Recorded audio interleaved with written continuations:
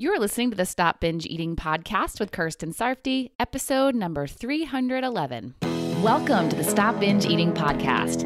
It's time for you to end your food obsession and begin feeling confident and in control around food.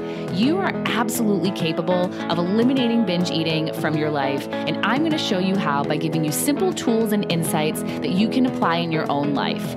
I'm your host, Kirsten Sarfty. Now let's get to it.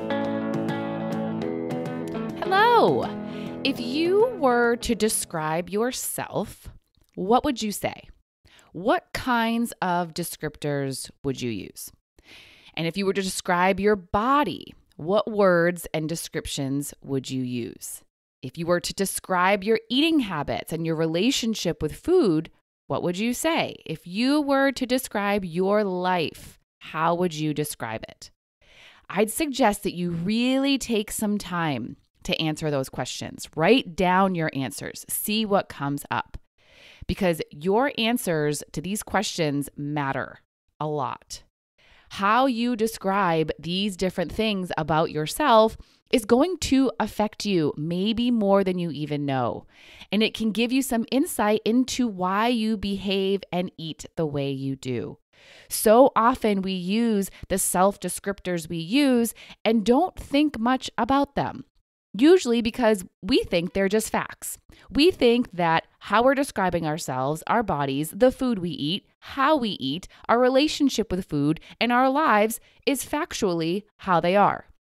But most of the time, it's not. Most of the time, it's just our opinion. And when our opinion is negative, it's going to create negative outcomes for us. Our self-descriptors aren't just insignificant words. They're very significant. Those words we choose to describe ourselves with are going to make us feel emotions.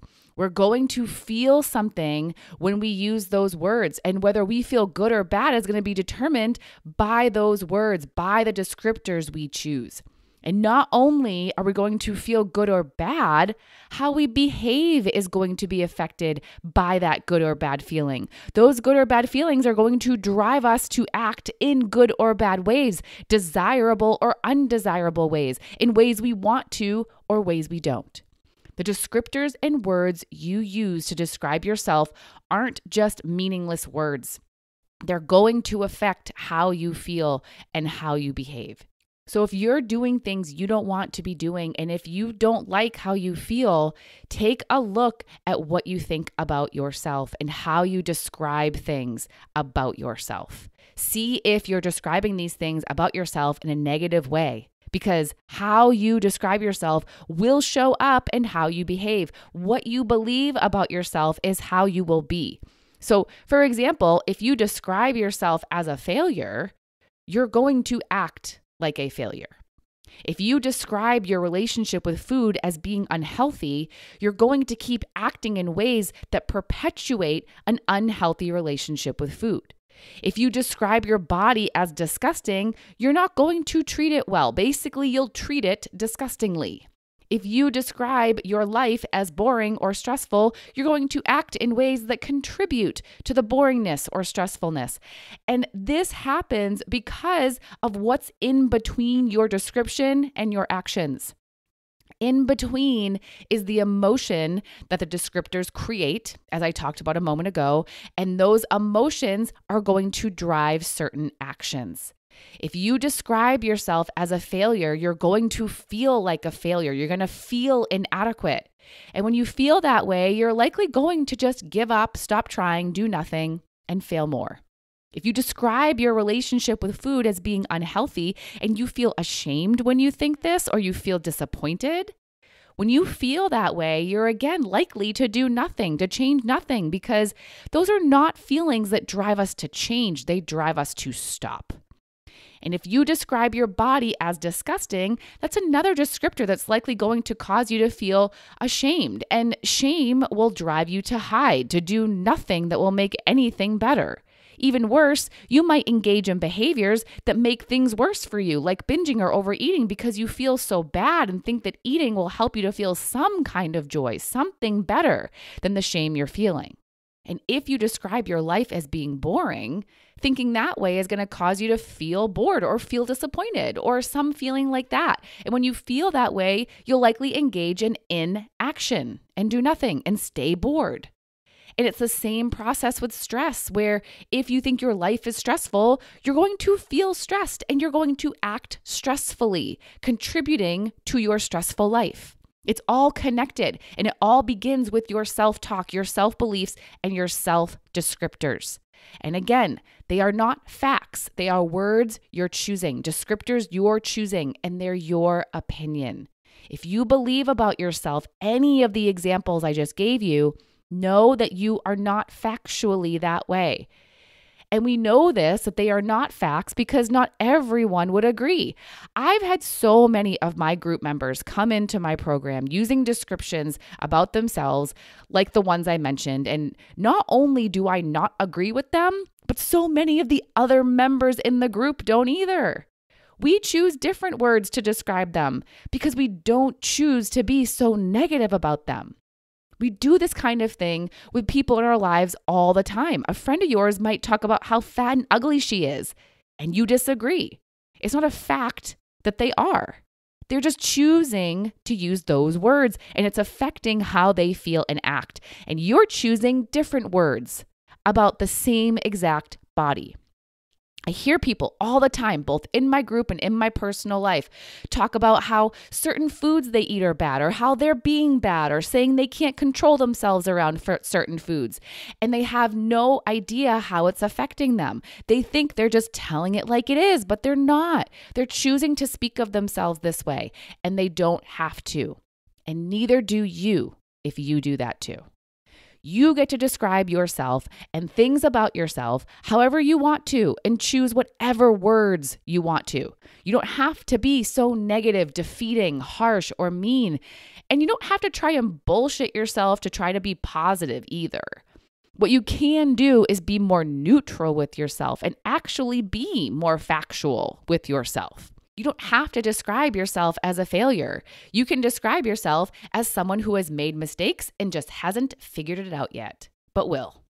You don't have to describe your body as disgusting. You can describe your body as just being a human body. You don't have to describe your relationship with food as unhealthy. You can describe it as a work in progress and as something you're improving. You don't have to describe that food as bad. It can just be food. You don't have to describe yourself as being bad for eating it. You can just be a person eating a delicious food. You don't have to describe yourself as being out of control with certain foods. You can describe yourself as being a person who is learning to make better eating decisions, and a person who is setting limits they want to adhere to and is working on following through on them. You don't have to describe your life as boring or stressful. You can describe your life as something you're working on making more enjoyable or more calm. Do you notice a difference in how you feel, even when I'm offering you the two options for each of these? How differently it feels to hear each of them. With all of these, when you start describing, thinking, talking about them differently, you'll show up differently. You'll feel and act differently. That's the power of the descriptions you use.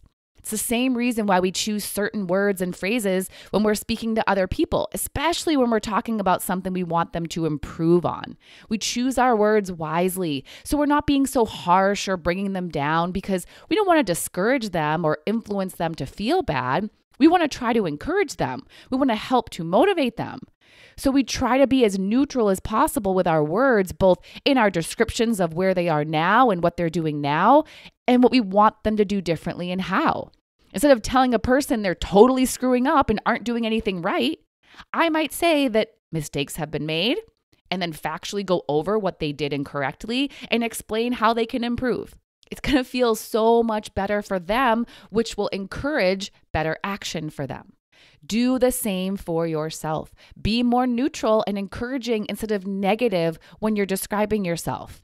And to be clear, I'm not telling you to lie to yourself or to try to BS yourself. I'm saying to choose better feeling words that you believe to be true.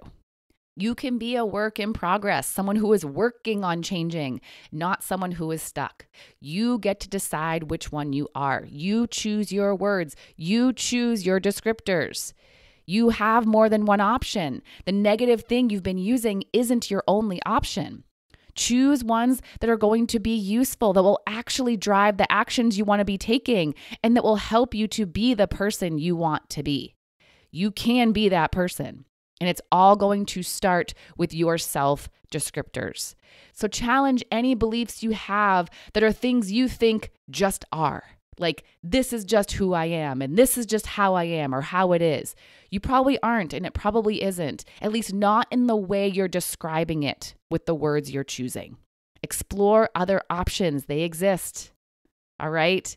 So let's be more neutral. It's so much more useful. And I will talk to you again soon. Bye-bye.